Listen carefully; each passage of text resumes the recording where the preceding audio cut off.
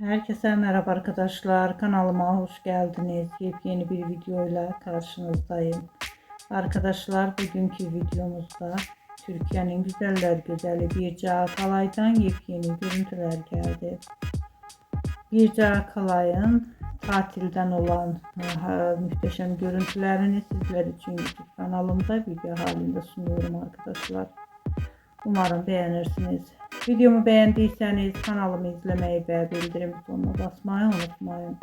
Şimdilik benden bu kadar olsun. Yeni videomuzda görüşmek üzere. Hoşça kalın.